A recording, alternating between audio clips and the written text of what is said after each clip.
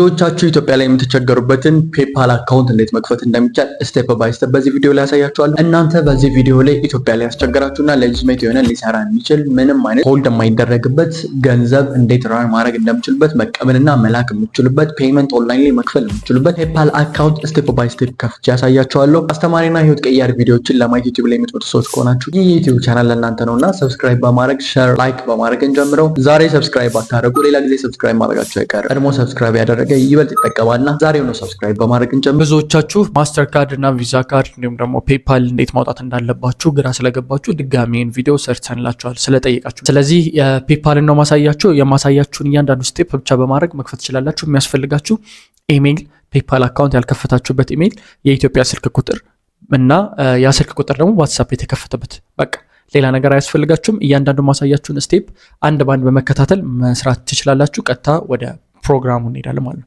የት ጋር እንሄዳለን? ጎግል ልጋ ገብተን ሰርች እናደርጋለን። እሱ የምናደርገው ምንድነው ፔፓል ኤስኤ ወይም ደግሞ ሳውዲ አረቢያ በሚል ነው ሰርች የምናደርገው። ኤስኤ ብለን ሰርች እናደርገዋለን። የመጀመሪያ ዌብሳይቱን ከፍተዋለን። ከዛ ወደ ታች ስክሮል እያደረግን ከዛ በኋላ ሜክ ፔመንት የሚለውን ከፍተዋለን። ከዛ ፐርሰናልና ቢዝነስ አካውንት ብሎ ይመጣልናል። ስለዚህ የፐርሰናል አካውንት ከፍት በጣም አስቸጋሪ ስለሆነ ቢዝነስ ብለን እንለዋለን። ቢዝነስን ከመረጥን በኋላ ኮንቲኒው እንለዋለን ማለት ነው።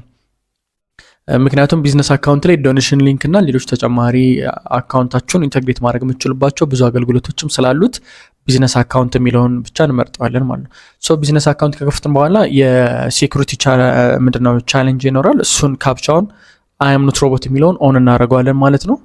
እሱን ኦን ካረግን በኋላ ክሬት የቢዝነስ አካውንት ብሎ ይመጣልናል። ክሬት የቢዝነስ አካውንት ብሎ ከመጣልን በኋላ ስማችንን፣ ላስት ኔማችን፣ ኢሜይላችንና ፓስወርድ እንድናስገባ ይጠይቀናል። እዚህ ጋር የምናስገባው ስም ትክክል መሆኑን ቼክ ማድረጋችሁን እንዳትረሱ። ስለዚህ ሃይድ አድርግባችኋለሁ ምክንያቱም አንዳንድ ፐርሰናል ኢንፎርሜሽን ስላሉ። ለእናንተ ግን እዚህ ጋር ስማችሁን፣ የመጀመሪያ ስማችሁን፣ ከዛ የመጨረሻ ስማችሁን ወይም የአያታችሁን የአባት ወይም የአያታችሁን ማስገባት ትችላላችሁ። ከዛ ኢሜይላችሁ ላይ ደግሞ ፔፓል አካውንት ከዚህ በፊት ከፍታችሁ የማታውቁበት ኢሜል አድሬስ ታስገባላችሁ። ከዛ ፓስወርዳችሁን ታስገባላችሁ ማለት ነው።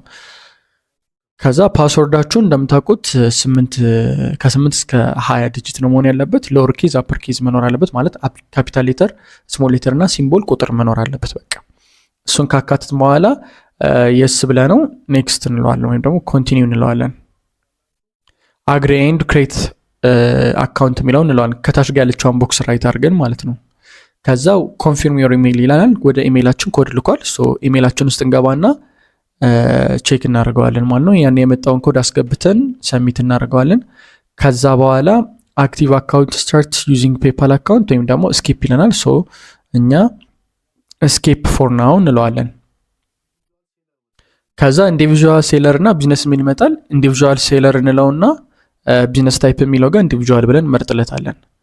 ከድሮፕ ሺፒንግ በ2018 አመለጠ። በ2018ም ደግሞ ኤስኤምኤምኤ አመለጠ። 2020 ክሪፕቶ ላይ ገንዘብ መስራትም እድሉ አመለጠ። ነገር ግን አሁን ፈጽሞ ሊያመልጥ የማይገባ ብዙ ሚሊዮኖችን ልሰራበት የምችለው ግን እድል እጅጋ አለ። እሱም የቲክቶክ ሾፕ አፍሌት ፕሮግራም እንዲሁም ደግሞ ክሬተር ሪዋርድ ይባላል። በአሁኑ ሰዓት ብዙ ሚሊዮነሮችን በ2025 እያፈራ የሚገኝ ቢዝነስ ሞዴል ነው። ይህ ቢዝነስ ሞዴል ምንም አይነት ገንዘብ ኢንቨስት አታደርጉበት በቀላሉ ልሰሩት የምችሉት ሚሊዮነሮችን እያፈራ ያለ ቢዝነስ ሞዴል ነው። ስለዚህ ይህ ቢዝነስ ሞዴል በቀላሉ በስልካችሁ ብቻ ልሰሩት የምችሉ ስለሆነ ሳያመልጣችሁ አሁኑኑ ይህንን የቢዝነስ ሞዴል ጆይን አድርጉ። ይህ የቢዝነስ ሞዴል ከሌላው ቢዝነስ ሞዴል ለየት የሚያደርገው በጣም በቀላሉ ልሰሩት የምችሉትና በአጭር ጊዜ ውስጥ ብዙ ሚሊዮኖችን ማየት የምችሉበት የቢዝነስ ሞዴል ነው። ይህ ቢዝነስ ሞዴል እንዳያመልጥ ከፈለግ አሁኑ የቲክቶክ ማስተር ክላሳችንን ጆይን አድርግ። ለመመዝገብ በዚህ በምትመለከቱ ሊንክ ወይም ደግሞ በዚህ ኪዋሬል ስካን አድርገህ መመዝገብ ትችላለህ። የከፈልክበትን ደረሰኝ @albetr 26 የቴሌግራም ቻናል ላይ ላክልን።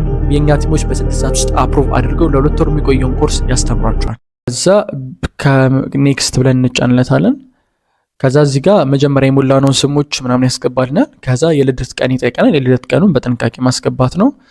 ናሽናሊቲ የሚለውን ኢትዮጵያ ብለን እንቀይረዋለን። ከዛ ፎን ናምበር የሚለውንም ኢትዮጵያ ብለን እናስገባዋለን ማለት ነው። ይሄን እንዳትሳሳቱ +25 ብሎ መግባት ስላለበት ስልክ ቁጥራችሁን ታስገቡታላችሁ።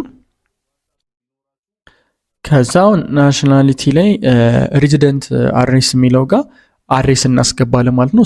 አድሬስ ለማግኘት ከፈለጋችሁ እዛ ኮሚኒቲ ላይ ፖስት አደርግላችኋለሁ። ቴሌግራም ኮሚኒቲ ጋር ፖስት አደርግላችኋለሁ። እሱን አድሬስ መጠቀም ትችላላችሁ። ከዛ ሲቲ የሚለው ጋርም ከተማ እናስገባለን። ከዛ ፖስታል ኮድ የሚለው ፖስታል ኮድ እናስገባለን። ይህን የምታዩትን መጠቀም ትችላላችሁ። ወይም ተጨማሪ ሌላ ደግሞ ግሩፕ ላይ ኮሚኒቲ ጋር ፖስት ስለምናደርግላችሁ እሱ ወስዳችሁ መጠቀም ትችላላችሁ። ኔክስት እንለዋለን። ከዛ ስለ ቢዝነስ ኢንፎርሜሽናችን ነው የሚያመጣን። ቴል አስ አባውት ዮር ቢዝነስ ኦር ኦርጋናይዜሽን ይለናል። ከዛ ጀስት ስማችሁ እና ቢዝነሱ ተመሳሳይ እንደሆነ ራይት ታደርጉታላችሁ። ጀስት ዩዝ ዮር ፉል ሌጋል ኔም ፎር ናው ይላል። እሱን መርጠዋለን። ከዛ ሬጅስትሬሽን ነምበር እንዘለዋለን። ሬጅስትሬሽን ነምበር የሚለውን ካረንሲውን ዩኤስ እንለዋለን፣ ማለት ዩኤስ ዶላር እንለዋለን። ከዛ ዋት ዱ ዩ ሴል ኦር ዋት ሰርቪስ ዱ ዩ ኦፈር የሚለው ጋር ዲጂታል ጉድስ፣ ሚዲያ፣ ቡክ ምናምን ብለን እናስገባልታለን። ከዛ ዱ ዩ ሃቭ የቢዝነስ ዌብሳይት ይለናል። ኖ እንለዋለን ይለናል። የቢዝነሳችሁን አድሬስ ስንት እንደሆነ እናስገባ ይጠይቀናል። ከዛ ከታች ጋር ያለው ዩዝ ዮር ሬዚደንት አድሬስ እንለዋለን። ከመጀመሪያ ካስገባነው አድሬስ ጋር ተመሳሳይ እንዲሆን እሷን ቦክስ ራይት እናረጋታለን። ከዛ ራሱን ይጠቀማል ማለት ነው። ከዛ ኔክስት እንለዋለን። ከዛ በኋላ ጎቶ ሆም ፔጅ እንለዋለን። ከዛ በቃ ተከፈተልን ማለት ነው ፔፓል አካውንታችን። አሁን ፔፓል አካውንታችን ኖቲፊኬሽን ከላይ ጋር እንዳለች እሷ ምንድነው የሊንክ አድርጎ ነው የሚለን። የክሬዲት ካርድ ቤት ካርዳችሁን ሊንክ አድርጉ ወይም ባንካችሁን ነው የሚለው። ሶ እኛ ስለሌለን አንፈልግም፣ እሱን ሊንክ አናደርግም ማለት ነው። ሶ በዚህ መሰረት መክፈት ትችላላችሁ። በዚህ መሰረት በቀላሉ የፔፓል አካውንታችሁን መክፈት ትችላላችሁ። ያን ያህል ኮምፕሊኬትድ አይደለም ማለት ነው።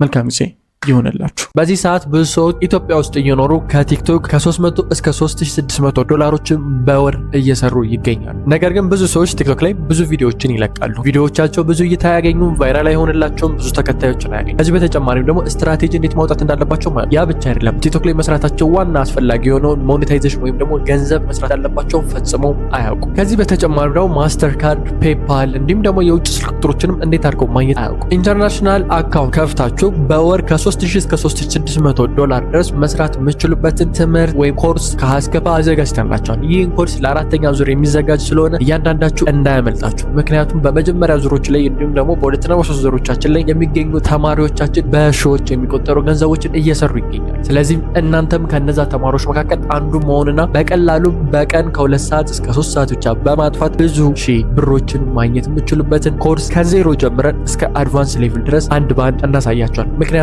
እኛ ስላደረግነው እንዲሁም ተማሪዎቻችን ማድረግ ስለቻሉ እናንተም በሚገባ ማድረግ ትችላላችሁ። እዚህ ስክሪን ላይ የምትመለከቷቸው ተማሪዎች ግን ከዚህ በፊት የቲክቶክ ማስተር ክላስን እኛ ጋር ተምረው በወር ከ300 እስከ 3600 ዶላር ድረስ እየሰሩ የሚገኙ ተማሪዎች ነው። ስለዚህ እናንተም ይህንን የቲክቶክ ማስተር ክላስ ጆይን በማድረግ ብቻ በወር ከዚህ በላይ ገንዘቦች መስራት የምትችሉ ሲሆን ይህ ብቻ አይደለም። በቲክቶክ ማስተር ክላስ ውስጥ የምታገኟቸው እንዴት አድርጋችሁ ኤአይ መጠቀም እንደምትችሉ፣ እንዴት በኤአይ ቪዲዮ መስራት እንደምትችሉ፣ እንዴት ስክሪፕት ማዘጋጀት እንደምትችሉ፣ እንዴት ማስተር ካርድ፣ ፔፓል የመሳሰሉ ኦንላይን ፔመንት መስሪያ መንገዶችን በቀላሉ ማውጣት እንደምትችሉ፣ እንዴት ቫይራል የሆነ ኮንተንት ማዘጋጀት እንደምትችሉ፣ እንዴት አድርጋችሁ ቲክቶክ ላይ ገንዘብ መስራት እንደምትችሉ ከሀ እስከ ፐ በ2 ወር ጊዜ ውስጥ እጃችሁን ይዘን እናሳያችኋል። ይህን ኮርስ ከወሰዳችሁ በኋላ በእርግጠኝነት ቢያንስ ከ300 ዶላር በላይ በወር እንድትሰሩ ያደርጋችኋል። ምዝገባው ሊጠናቀቅ 3 ቀናት ብቻ የቀሩ ሲሆን በዚህ 3 ቀናት ውስጥ ደግሞ የምንቀበለው በጣም ጥቂት ተማሪ ስለሆነ አሁኑ ተመዝገቡ። ለመመዝገብ እታች ዲስክሪፕሽን ላይ በሚገኘው ሊንክ ወይም ደግሞ በዚህ ሊንክ ገብታችሁ ወይም በዚህ ኪዋር ኮድ ገብታችሁ ስካን አድርጋችሁ መመዝገብ ትችላላችሁ። ከተመዘገባችሁ በኋላ የከፈላችሁበትን ደረሰኝ በአልበትር 26 የቴሌግራም